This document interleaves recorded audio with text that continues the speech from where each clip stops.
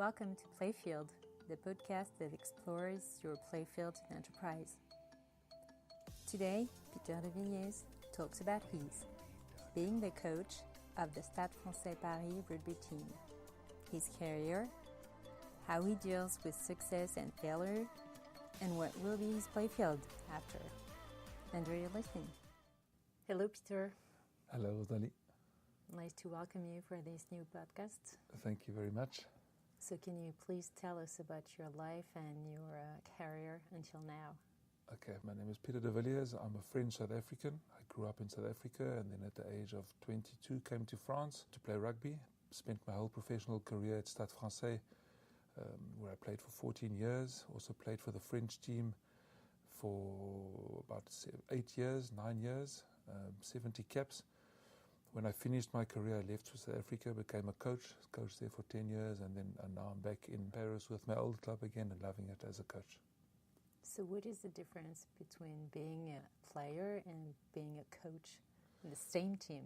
Huge difference. Firstly, I'm very fortunate that I didn't become a coach immediately after playing in the same team. I think it's quite a challenge for a coach to distance himself from the side of being a player where you are with the team and very solidaire with or together with your teammates. As a coach, you need some distance. You sometimes need a bit more be cool and calculated and make harsh decisions.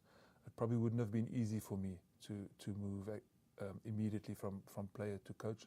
But I've known certain coaches that have done that, not many, and I take my hats off to them.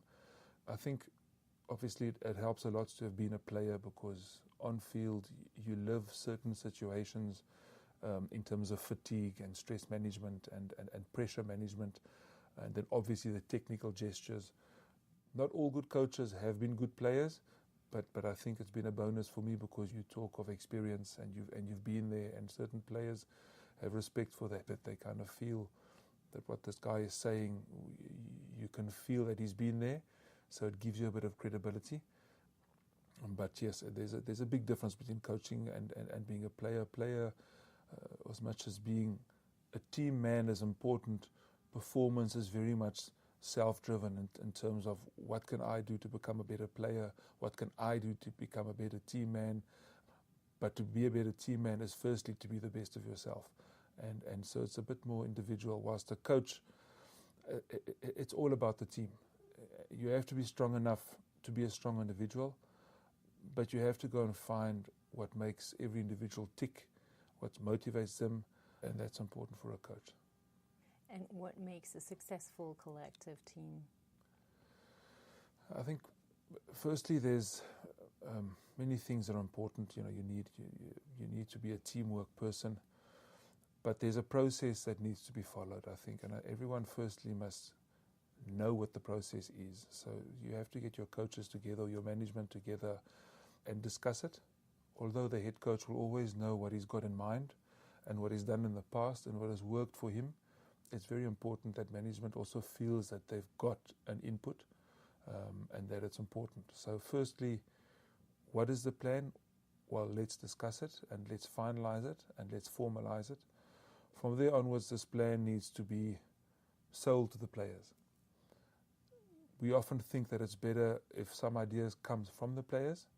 So we kind of, and for our culture as a team, and also on field, we like to have a beginning of year training camp where we firstly discuss our values, what is important for the team. And although the coaches will have a very clear idea of what works and what is important for them, they still would like the players to come forth with those ideas. So we kind of sometimes try and suggest certain things, but it must come from them. So once we've got our culture, that's good, that's sorted. Then from there onwards, our game plan or the strategy on field is another important thing. Once again, coaches will know what they want to do. Here it's probably more important that we as coaches take the lead and generate discussion, but have a firm leadership there as well in terms of being able to get our plan across. Once everyone is bought into the plan, we can now start working on the plan, preparing the plan. So that's training, and training is a very important thing. hard work is very important. So now, with that plan, we get players to repeat and repeat and repeat certain things. As much as you want a player to be on-field independent and sometimes creative and finish opportunities that might not be prepared or trained for, I think you often create those situations through a very well prepared scenario that then later will offer space or the opportunity to be creative. So for me, it's important to not turn those things around and not to firstly want to be creative, because then often you run into a brick wall, because all teams are so well prepared and defenses are so good that when the opposition is fresh, you just don't get creative opportunities that easy. You have to, unfortunately, first break down the wall to start seeing the cracks appear. So once we train, we're ready to go into games, and we know that situations have been prepared for, and we are prepared. And then after that, the most important thing, or as important, is to evaluate what happens. So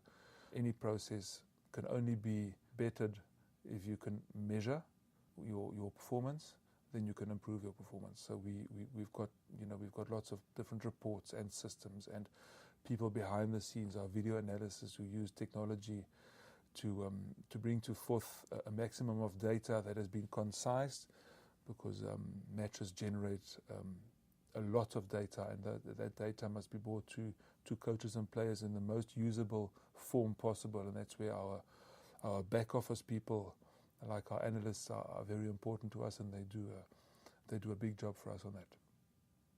So what do you think is different from what you said with the enterprise world? I think there's a lot of things that are similar.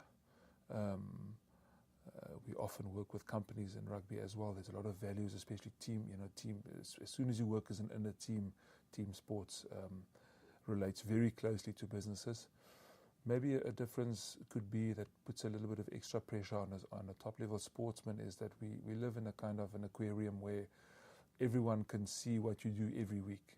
It's not like a company where maybe once a year we've got our results that comes out and now we can judge.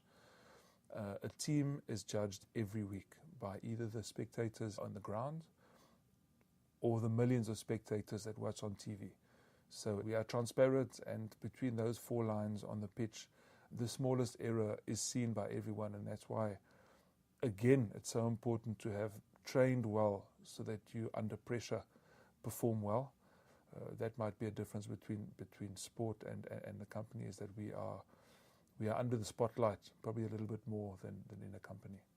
How did you motivate a collective team after a match that you lose? Yes, it depends on the individuals. Firstly, is very important, but often it can actually be easier to motivate after a lost match because of egos and people that want to prove that they are better than what they were in the weekend. You immediately get buy-in from your players, and they want to prove that they can do better than what they've done. But for us as coaches, there's one thing that's very important to kind of like put your finger on every week, and that's the psychological context of every game. Certain things off field will always play a role in the way that people prepare themselves for a certain game. For example, our last performance, have you won or have you lost? Our last performance against the same team that we will be playing this next coming weekend, what have happened against them? What can still be in the minds of players because of that game? Off-field stuff like family matters, health, all of those things play a role in the psychological headspace of a player and a coach. And I think if we can identify those things early enough, then we can prepare for them at best. Something like being slightly relaxed before a game is such it's like a sniper. It's too late. When you see a sniper, it's too late. So it's very important to, before the game, analyze what psychological factors will play a role and hopefully counter them. So a good coach will help the players with that, but the best players actually also do it themselves, and they will do their own bit of headspace work every week and sit down and say, right, what's a positive? What can put me to sleep this week? What can make myself less on my guard for this game. And those things I must analyze and find a reason to not fall asleep on certain things, but to be ready for action. It is more difficult to manage a team after a win or a loss. It's a difficult question because people are all different. Some people can react very well to a lost match. Latin players, for example, in France, some of our Latin or French players can react very strongly and positively to a lost game because there's a lot of pride involved. Whilst Anglo-Saxon players sometimes, an Anglo-Saxon team can, if they're on the downhill will go for longer, and it takes a bit more time for the team to build confidence. Whilst a Latin player or a Latin team can sometimes turn emotion into performance, which is a very strong part of Latin teams or French teams. And then on the other hand, again, like you'll have an Anglo-Saxon player who will be very consistent week in, week out in his performance, and after a game one, will still be able to produce another strong game as well, which is probably a bit of a stronger point of some of our Anglo-Saxon players. But all of that said, players are all different. Sometimes after a lost game, the players will just come by themselves and say, we're not proud of what we've done. And you just know that the next week you're going to have a good game because they want to react in a positive way. But very often as well, it's difficult to keep a team on its winning ways because of little bits of habits, wanting to train less. We've done well, why should we do more? And that's a trap. So it's cultural? There are certainly cultural differences. An Anglo-Saxon player operates different than a Latin player.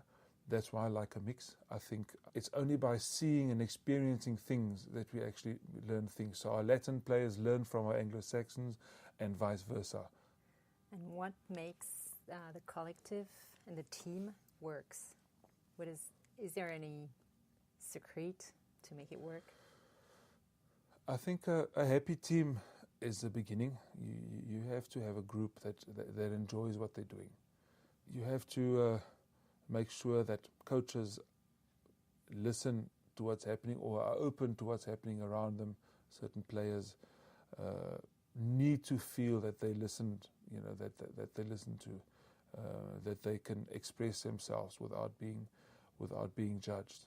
So the coach is important there in terms of his emotional intelligence to feel what's going on and to analyze all of that. I mean, there's an old Tuckman model from 1960s that was used in America, I think it was started, where it's form, storm, norm, perform is very, very useful for us in sport as well. We use it in the beginning. We'll have, at the start of a new team, everyone will be positive and we'll be bringing the best of ourselves, and there'll be good energy, and that will get the team started very, very well. And then suddenly some of the guys will realize that they're not actually finding their place or in the place that they thought they would be, or not respecting some of the working ways, etc., etc., etc. And after this honeymoon of early form, people start thinking, well, I'm going to express myself and I'm going to say why I'm not happy.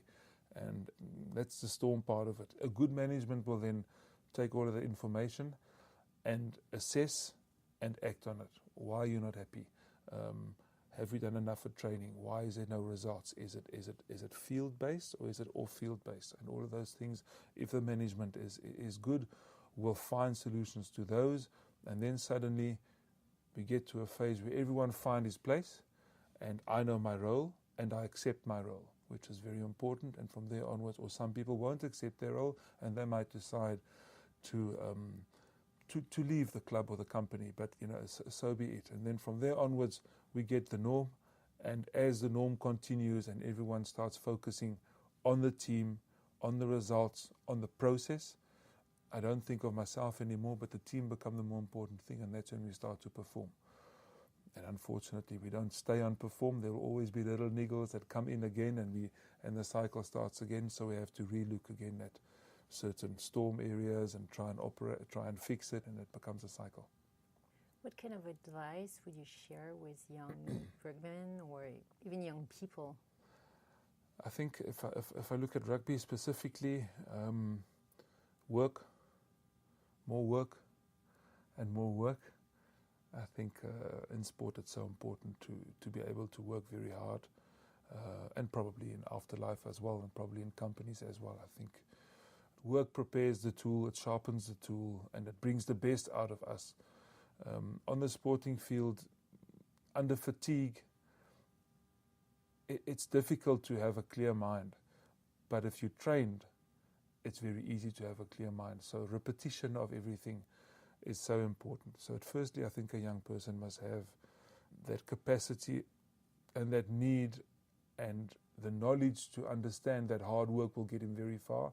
They often say that talent will always beat hard work, but only if talent works hard. So that's important for our youngsters. And then also make the right choices. It's probably better to choose a good club, but where there will be more competition, harder work, a longer time to play for the team. But when you're surrounded by good players and coaches, you'll always become a better player. So a good choice is important in terms of your company or your club.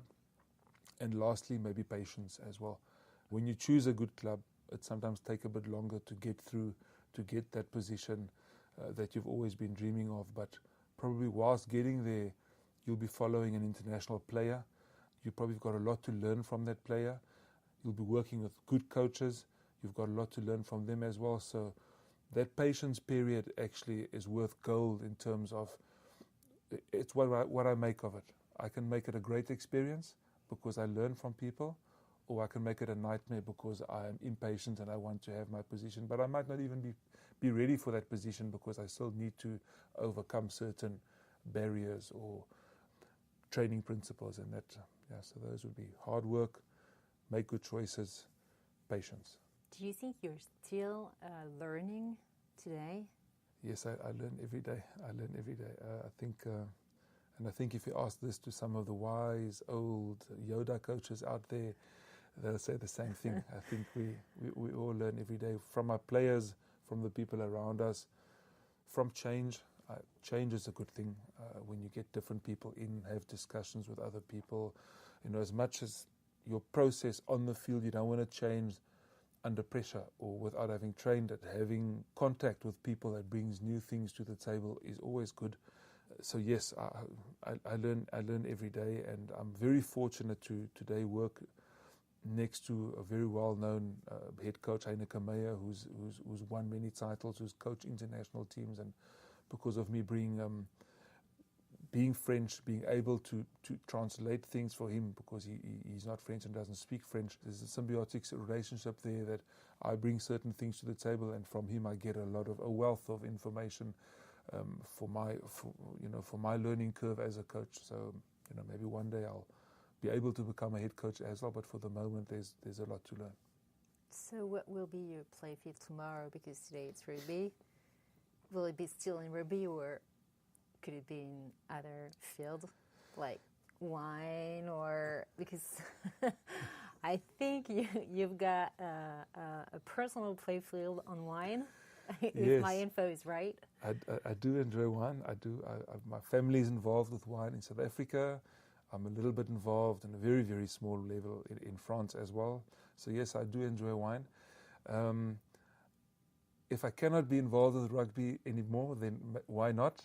But for the moment, I enjoy the rugby parts a lot. I wasn't thinking of coaching when I was a player. I was probably more of a reserved kind of player that did my job and did my best, but didn't think of coaching other people because I just didn't think it was my place. But over time and being exposed to the coaching milieu, I'm actually loving it. So I do hope that I can still be involved with coaching for some time. I mean, we do see some coaches some elderly coaches doing very, very well in those top positions. So I do think there's still some time for me in rugby.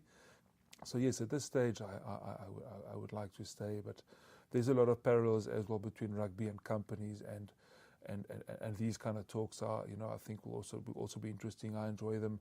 We're also mixing a bit of activity on field with different rugby activities like tag or whatever with rugby values and management values. So I think there are opportunities with the company or the business world and rugby mix as well. But for now, I'm concentrated on rugby and coaching. And one last question, maybe for rugby lovers. Would you rather choose to coach an Anglo-Saxon or an English team or a French team? No, I'm in so much enjoying being back at Stade Français, which is pretty much a mix of things. I think difference brings strength. So if I could choose, it's this kind of environment that I enjoy, where we have and foreigners and French players. I've been spending 10 years in South Africa, which was the Anglo-Saxon world, and I'm very happy to be back again in the Latin world. Not because one is better than the other, but I think it makes me grow as a coach to be able to be in contact with both worlds. So it's not a difficult question. I know what I prefer is a mix, but then we'd have to see what possibilities comes to the table. I mean, people often say there are two types of coaches: one that's fired and one that's going to be fired. So I can't even hope for one or the other. It's going to happen at some stage. People do change from clubs, and it happens, and it's part of our world. But yes, I do like staying for some time at a place, hopefully bringing something to the table. There will obviously one day come a time that I would have to part my ways with my club as well, but I surely don't hope it soon. Great. Thank you very much. It's a pleasure.